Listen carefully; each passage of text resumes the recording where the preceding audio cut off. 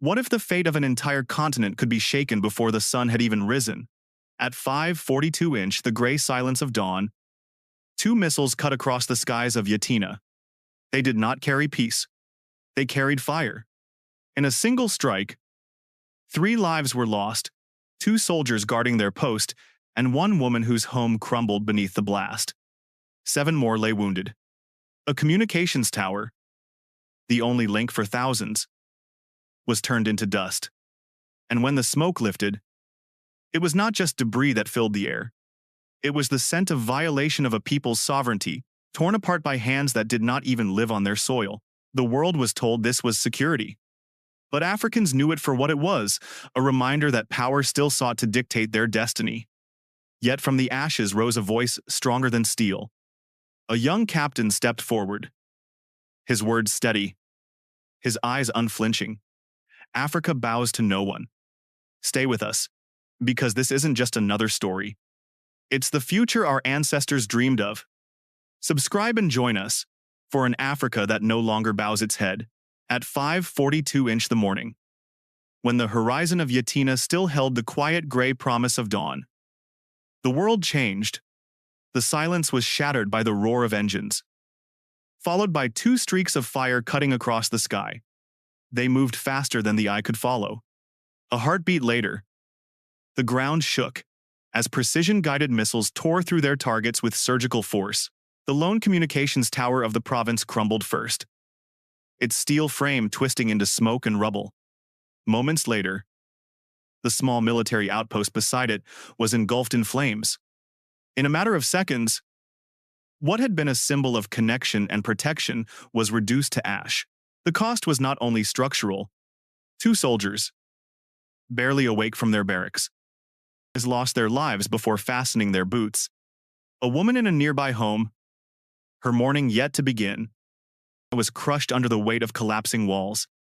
7 others were pulled from the debris, wounded and crying out in pain.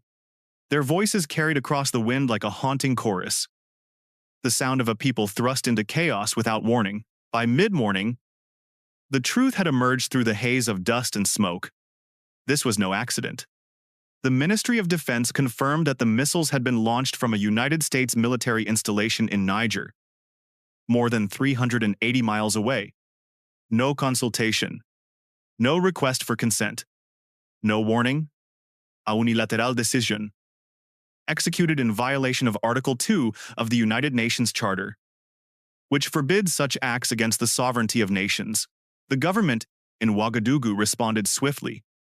President Captain Ibrahim Traoré appeared before the nation in his familiar camouflage fatigues, the Burkina Faso flag behind him. His face was resolute, his tone unyielding. This strike was not merely against our land, he declared. It was against our right to exist as a free and independent people. In that single broadcast, carried across radios and televisions to more than 8 million citizens, the narrative began to shift.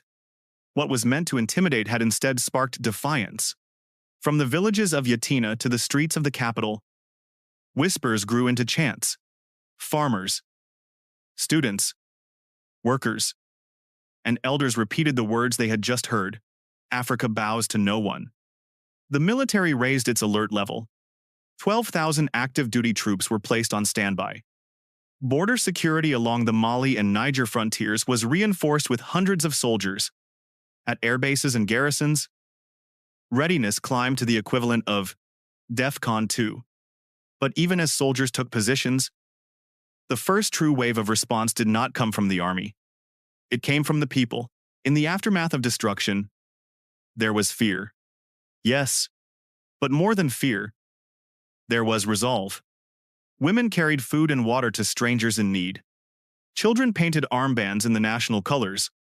Men gathered in circles, speaking of dignity, of history, of how their fathers had once stood against colonial might.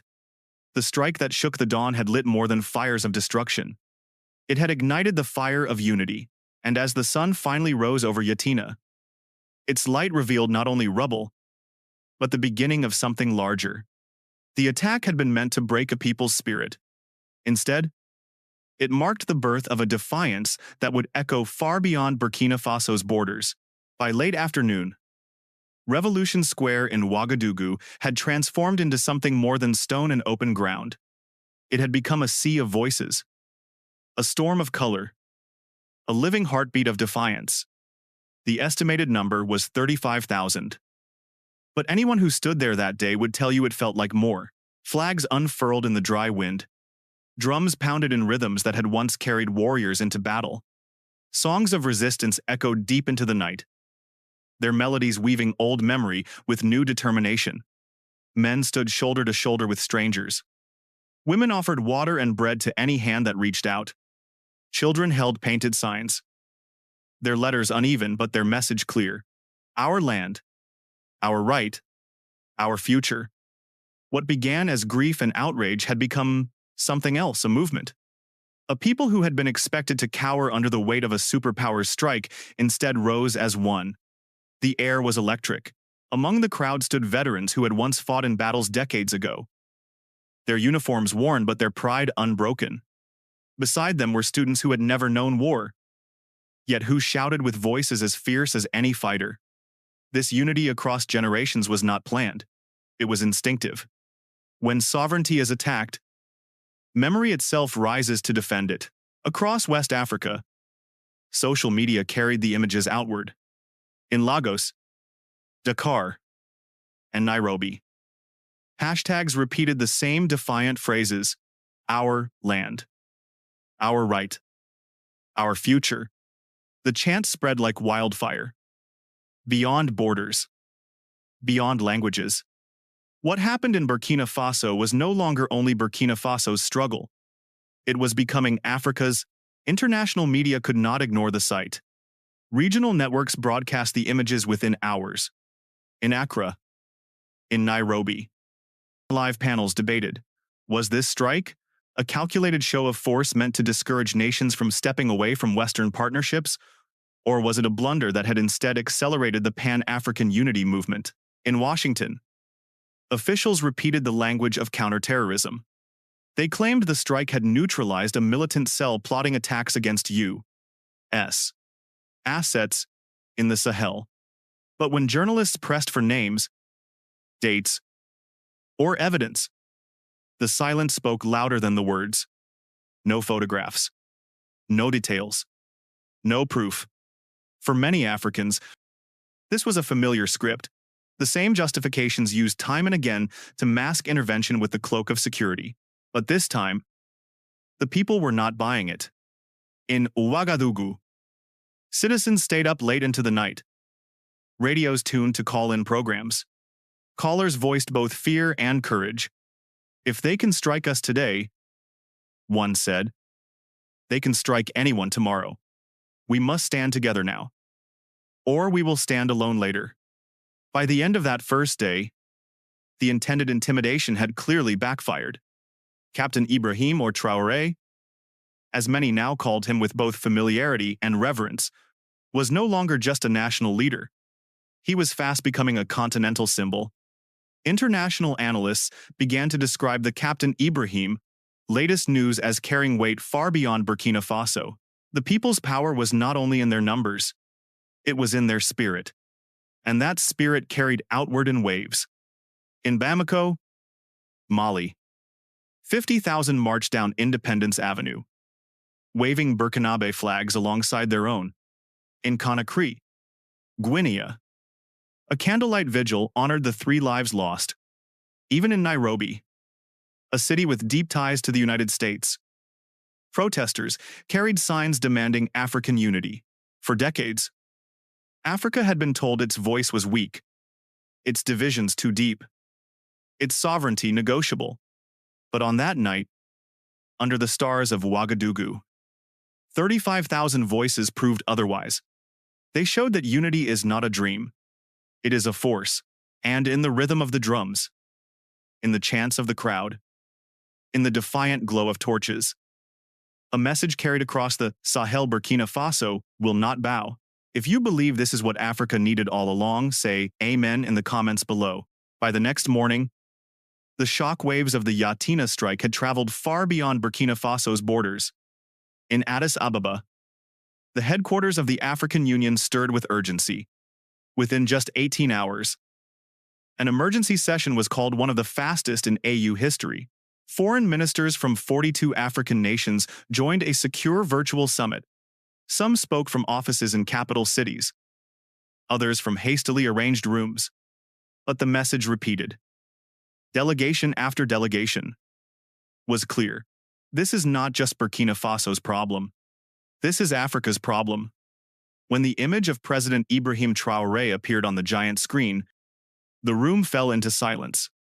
He spoke slowly, each word deliberate, his voice carrying the calm defiance of a man who had already decided his course. If the sovereignty of one African nation can be violated without consequence, he said, then none of us are safe. Burkina Faso will not stand alone, and neither should you. The impact was immediate. Mali, Niger, and Guinea, each led by governments that had recently stepped away from Western influence, condemned the strike in the strongest terms. Senegal and Ghana, more traditionally aligned with Washington, urged the United States to explain itself and to respect African sovereignty. For once, the divide between aligned and independent blurred under the weight of common concern. In Bamako, 50,000 people filled Independence Avenue, waving Burkinabe flags beside their Malian colors. In Conakry, Guinea, citizens held a candlelight vigil. Even in Nairobi, a city with deep American ties, protesters marched with signs reading, "Africa Unites." The chant was spreading across languages and borders. Meanwhile, in Washington, the Pentagon described the operation as a targeted anti-terror mission. Officials claimed it had eliminated a militant cell plotting attacks. But when pressed for evidence, they offered none. No photographs, no names, no intelligence briefings. To African ears, it was the same old song, the language of intervention, dressed as security. At the United Nations in New York, Burkina Faso's ambassador demanded an emergency Security Council meeting. The debate lasted more than 3 hours. African representatives challenged U.S. officials directly on legality and precedent. Russia and China condemned the strike as a breach of international law.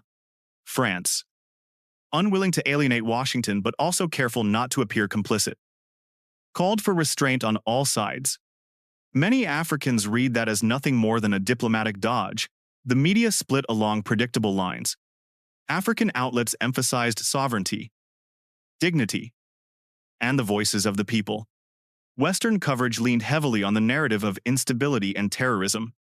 But online, the story was different. African commentators accused global media of downplaying the truth. Social platforms amplified voices of ordinary citizens who had seen the rubble, buried their dead, and carried the wounded. And then something unexpected happened. Countries that rarely agreed on anything, Algeria and South Africa, among them, issued a joint statement defending Burkina Faso's right to self-defense. Brazil and Malaysia added their voices, warning of the dangerous precedent such strikes could set if left unchallenged. Perhaps the most telling response came not from governments but from the African diaspora. In Paris, London, and New York, Pan-African groups organized rallies. Speakers denounced the attack as colonialism in a new uniform. For them, the issue was not just Burkina Faso. It was a pattern repeated across more than a century. What the missiles destroyed in Yatenga was a tower of steel. But what they awakened was a tower of solidarity. Rising from Dakar to Dar es Salaam, the strike meant to silence a people had, instead, given them a louder voice. And as analysts noted, across newsrooms and think tanks, the Burkina Faso latest news was no longer a local headline. It was a continental reckoning. In the days that followed, Ouagadougou became a city with two faces. On one side, it was a fortress. Checkpoints multiplied. Soldiers patrolled airports and ministries, and more than 4,000 additional troops secured communication hubs and borders. On the other side, it was a rally ground squares, filled with chanting voices. Murals appeared on walls, and songs of resistance spilled from radios and marketplaces. The government moved swiftly to stabilize the nation. Emergency measures secured imports of grain and fuel, though diesel prices still rose by 12% within a week. Food prices in northern provinces climbed by nearly 10%. Parents in Wahiguya kept children home from school, fearful of another strike. The question whispered in homes and shouted on radio lines was the same. What protections do we have if another missile comes? President Traoré's administration responded with town halls, nightly broadcasts, and visible outreach. Ministers traveled to affected provinces, listening, explaining, reassuring. On television, the president's words were firm. This strike was not just against our soil. It was against our right to exist. If the attack was meant to break public faith, it had failed. Polls showed his approval rating surge from 62% to 78%. In a nation long accustomed to external interference, the image of a young captain defying a superpower carried a weight deeper than politics. It was dignity restored. Meanwhile, the international stage turned volatile. At the U.S. Senate Armed Services Committee, lawmakers demanded explanations. Senator Mark Rutland of Illinois warned, "If we are conducting military strikes in sovereign nations without consent, we are on a dangerous path, morally and strategically." The Pentagon tried to reframe the operation as intelligence-driven, but leaks revealed neither Burkina Faso nor the African Union had been consulted. Human rights groups called it unlawful. Policy experts called it reckless. Across Europe, reactions split. France called for dialogue while avoiding sharp criticism of Washington. Germany bluntly warned, partnerships cannot survive without trust. Russia and China seized the moment, denouncing neo-imperialism and offering open support to Burkina Faso. Media coverage reflected these divides. CNN and Fox focused on the alleged terror threat. NPR and The Intercept questioned legality. African media kept sovereignty at the center, replaying Traoré's speeches and images of solidarity rallies. Analysts from Brussels to Washington asked the same question. Has the U.S. underestimated the backlash? Burkina Faso's government began recalibrating foreign policy. Joint training with U.S. forces was scaled down. Cooperation agreements with Western nations were placed under review. At the same time, quiet but deliberate steps were taken toward non-Western partners. Within weeks, Burkina Faso, Mali, and Niger signed the Sahel Shield Alliance, pledging mutual defense if one was attacked without consent. The others would respond collectively. It was more than a treaty. It was a warning. Observers noted that the creation of the Sahel Shield was a direct challenge to American and French influence in the region. Algeria hosted closed-door talks on wider African security cooperation. Proposals for pooled African funding for homegrown military equipment began to circulate. For Washington, the consequences were immediate access to Sahelian leaders dropped to the lowest level in 2 decades. Inside Burkina Faso, Traoré's popularity climbed higher still. Polls from the Ouagadougou Institute of Public Opinion reported 82% approval for his foreign policy. Citizens cited national dignity and African unity as their top reasons. For much of Africa's modern history, leaders who resisted Western dominance often found themselves isolated or removed from power. But after the strike, Traoré was breaking that pattern, not with empty slogans, but with action that could be measured. Alliances signed, troops mobilized, contracts rewritten. International analysts who once dismissed him as a transitional figure now began describing him as a continental force. And across the diaspora, from Harlem to Brixton, his name was spoken with the weight once reserved for historic freedom fighters. The world had entered a new game. The missiles that tore through Yatenga had not only destroyed a tower, they had shifted the balance of global power. 2 months after the strike on Yatenga, the crisis took a dramatic turn. In neighboring Niger, a drone entered without permission and released fire on a small village. 4 civilians were killed. The justification was the same phrase Africans had heard countless times before: counter-terrorism operation. But to the people, It looked exactly like what had just happened in Burkina Faso. Within 24 hours, Niger's interim leadership reached out to President Ibrahim Traoré. Their request was simple yet historic, a joint statement of defiance. The next day, the two leaders stood side by side in Niamey. Cameras rolled as they declared together, "The era of unilateral foreign strikes in Africa is over." For millions across the continent, this was more than words. It was a vision long dreamed of but rarely seen: African leaders united, shoulder to shoulder, against outside interference. The effect was immediate. Mali, Guinea, and Chad issued similar declarations. In East Africa, Tanzania and Uganda voiced their support. Even in countries traditionally tied to the West, parliamentary debates erupted about whether foreign military bases should remain without strict oversight. Across the Sahel, the phrase began to take shape: Africa's shield. In market stalls, vendors spoke of it as if it already existed. On social media, hashtags like #Africa Unites and #Sahel Strong spread like wildfire. In Washington, Pentagon analysts sounded the alarm. A visible alliance of African nations openly rejecting Western military operations could restrict U.S. presence in the region for years. In Paris, defense officials privately admitted that the momentum of African unity was far stronger than they had anticipated. Traoré understood the weight of the moment. He was careful not to use words that could escalate conflict, but he never softened his core message: Africa's sovereignty is not negotiable. Behind the scenes, his government moved to turn symbolic unity into concrete cooperation. Draft plans for Sahel Shield joint exercises circulated. Proposals for shared intelligence networks and coordinated border patrols gained traction. Economic policy was also shifting.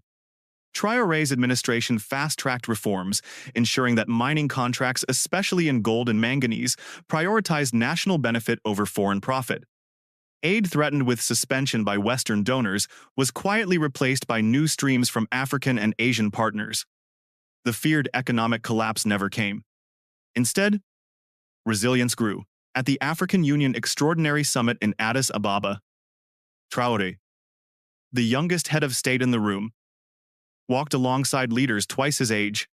In his familiar camouflage fatigues, he spoke not as a soldier, but as a statesman.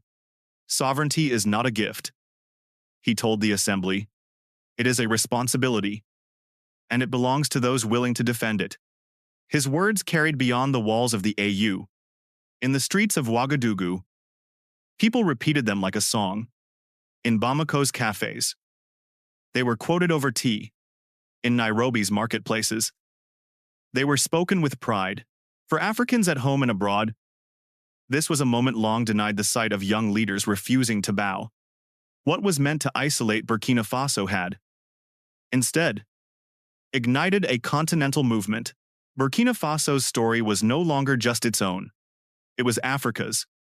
It was about reclaiming dignity, asserting destiny, and refusing silence.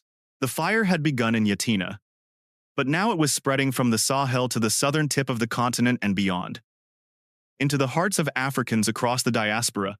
If you believe this is what Africa needed all along, say amen in the comments below. Burkina Faso's story is not yet finished. The road ahead will be long, lined with pressure from outside powers who fear a self-reliant Africa.